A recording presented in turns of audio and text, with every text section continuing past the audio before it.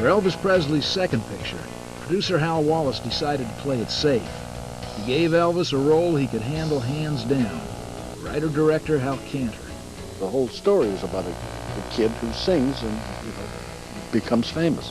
In short, the movie entitled Loving You was the story of Elvis himself. Loving You, the first big modern musical built around the fiery personality of Elvis Presley. I figure he's color yellow, don't you?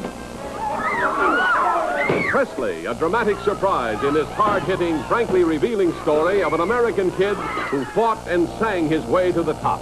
Director Hal Cantor spent time in Memphis observing Elvis prior to production. After a short tour of his hometown, Elvis took the director home to Audubon Way. In this rather modest little frame house seemed to be the largest collection of gold records I had ever seen.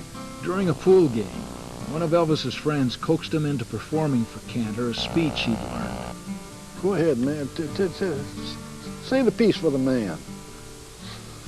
So Elvis recited General MacArthur's farewell speech to Congress.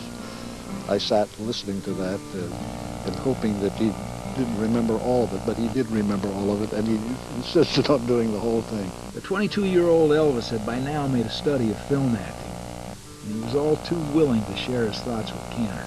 And he said, is there any place that I'm going to have to smile?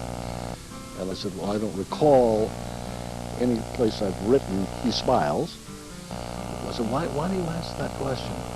He said, well, I noticed, he says, that the men I like on screen, Jimmy Dean, Marlon Brando, he said, they never smile. He said, when they do finally smile, he said, it's like an event. He said, so I'm going to save my smile as much as I can, if it's okay with you. I said, it's okay with me. It's not my future you care about, it's yours. It's what I can do for you. You don't care about me or Tex or anybody, just yourself. You've got 15 minutes to get on that stage and find out if you've even got a future. Presley brought to Hollywood a high school friend and a first cousin. He simply did not like to be alone, and he was comfortable with his Memphis buddies. Author Pat Broski. Elvis was incredibly lonely and had a hard time relating to the people he met out in Hollywood. And they were kind of a buffer for him. Elvis caught on to the Hollywood way. For the role of Deke Rivers, Elvis dyed his naturally sandy blonde hair to jet black. Friend Kitty Jones.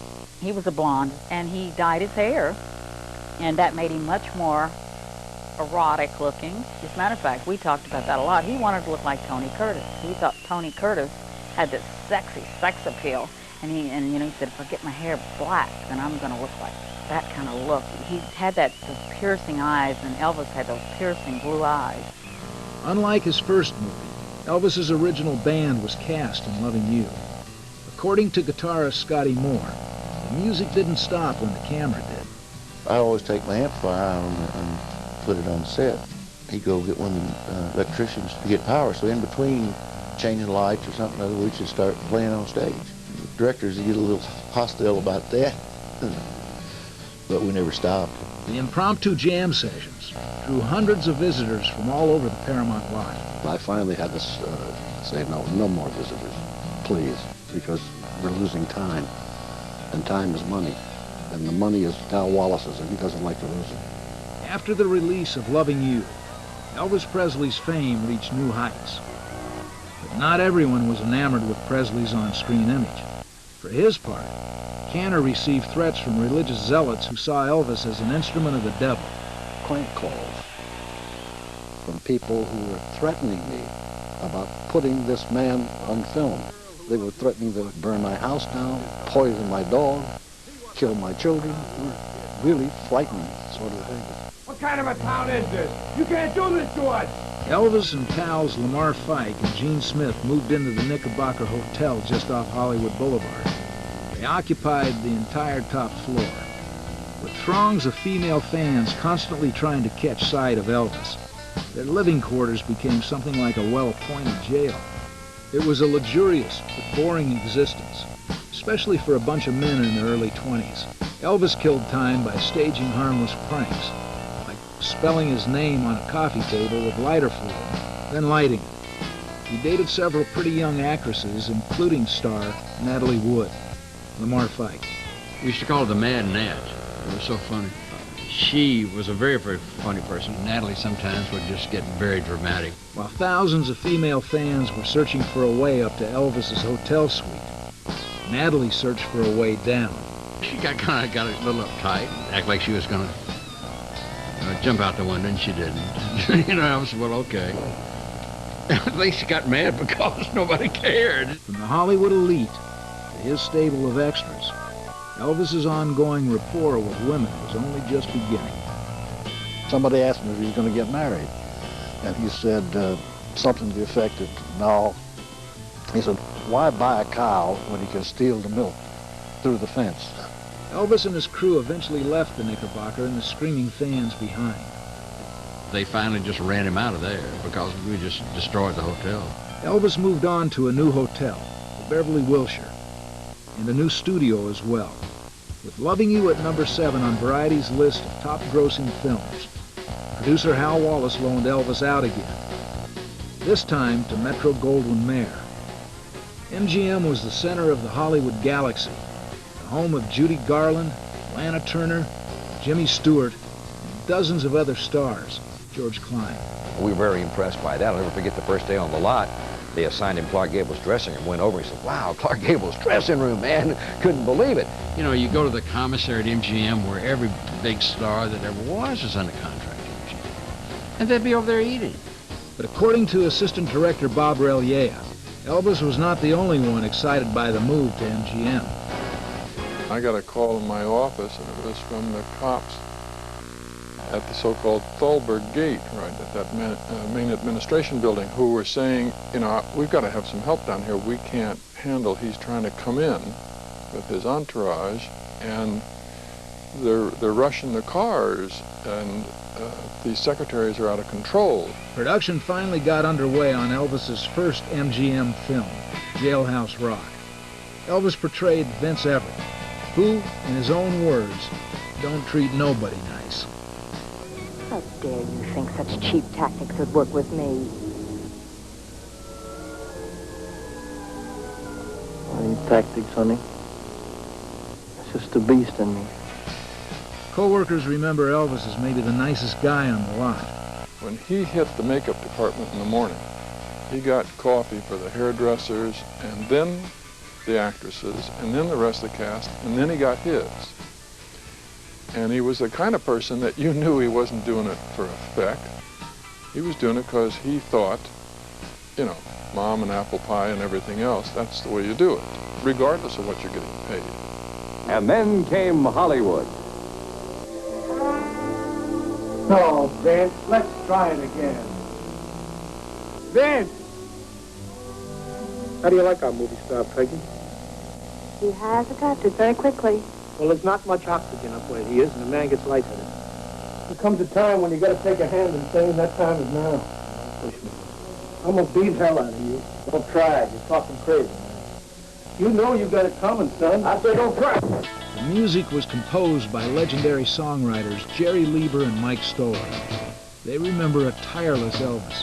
Elvis worked very hard. He was ready to go, nonstop if he didn't like one particular take. Until he got it, he'd go 20 takes, 30 takes, amazing energy. But it was like being in your living room. Between takes, he would sing a gospel song, the Jordanaires would join in. Then they'd order in lunch, peanut butter sandwiches and orange pop. When it came time to choreograph the now famous dance sequence, Elvis first learned the meaning of creative differences. Alex Romero really was one heck of a choreographer. Alex had certain ways he wanted to do things. He says, Elvis, I've got these ideas for this dance sequence. And he gets up and he starts doing all of these Fred Astaire, Gene Kelly type moves. And Elvis said, I don't know if I can do that. Elvis said, look, he said, can you watch me for a while and let me sort of kind of give you the idea that I want. And Elvis just sort of sang along with the records and did his movements.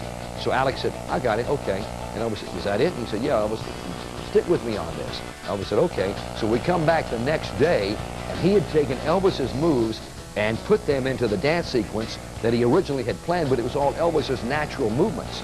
During a particularly jarring gyration, Elvis made a horrible discovery. He had swallowed a cap off his tooth. He just started yelling, "That's right." But a series of x-rays failed to reveal anything. Assistant Director Bob Rellier. So we went back to the set, telling this nice young man, it's in your imagination, you didn't swallow the thing. I believe I said it's probably on the bottom of some grip's shoe right now. Let's forget it. Come back on the stage, we start again, no Elvis. Elvis was in the bathroom making himself throw up. Rellier rushed to his side. I said, how are you? And two things happened. One, I could tell when he talked there was a whistling sound, which you knew was not good. And he also said, you know the scratch? It's not in my throat anymore. It's down in the middle of my chest. Elvis was rushed to Cedars-Sinai Hospital, where the cap was removed from his left lung. Colonel Parker was horrified. He feared the loss of his golden goose. The irony, of course, was that the picture was about a guy who was a singer and had a throat accident in a fight and lost his voice, and then would it come back or not? In 1957, Elvis moved into his new Memphis mansion, Graceland. He shared the home with several relatives, including his father and an aunt who would cook his favorite: fried peanut butter and banana sandwiches. End of a draft notice. Just as he was preparing to become the next James Dean, the 23-year-old king of rock and roll was drafted into the Army in 1958. Memphis disc jockey George Klein. It was a real downer because there was no war going on at the time, and he was at the top. He was at the peak of his career. He was the #1 star in the world at the time. He had just done 3 motion pictures, and he had another one, King Creole, coming up. He was really depressed and down about it. Elvis's manager, Colonel Tom Parker, was more than depressed. He was frantic. What if the public forgot all about Elvis while he was in the Army? Biographer Pat Broski. There were studio memos that went back and forth over at Paramount, where he was under contract to Hal Wallace. And one executive predicted in a memo, look, while the guy's gone, the whole rock and roll phase is going to be over anyway. He said, I don't care if he ever gets back from Germany. Then, Colonel Parker had a brainstorm. He stuck Elvis in a Nashville recording studio. Friend, Marty Lacker. The purpose of that recording session in Nashville was to record enough songs so that while Elvis was gone, those songs would be periodically released as if he hadn't been anywhere. Likewise, Colonel made sure that Presley's 4th film, King Creole, was safely in the can before he left for Germany. The film tells the story of a high school dropout at odds with his father and 2 women in his life. According to friend Sonny West, King Creole was intended for somebody else. Paramount bought it for James Dean, and then he got killed, and they shelved it, and Elvis came along and ended up making that in '57. He loved King Creole, and that was really serious, a serious movie. There was no playing around, no nothing. That was his favorite movie. As soon as the picture wrapped, Private Elvis was whisked off to Germany. Selective Services asked Presley if he would be willing to perform at other Army bases. Elvis didn't mind, but the Colonel did. Parker's answer to that was, we're not giving nothing away. Why should I have him perform and get paid $78 a month? Elvis did an honorable job of playing soldier. Longtime friend, Lamar Fike. He went from being what he was to a private in the Army, and he wanted to play it straight. So as a consequence, it showed you both sides of the coin. The risk he took was enormous, and it scared the hell out of him. Elvis was in the Army for nearly 2 years, from 1958 to 1960. During that time, 3 momentous events took place. On August 14, 1958, Presley's beloved mother, Gladys, died of a heart attack. She was 47 years old.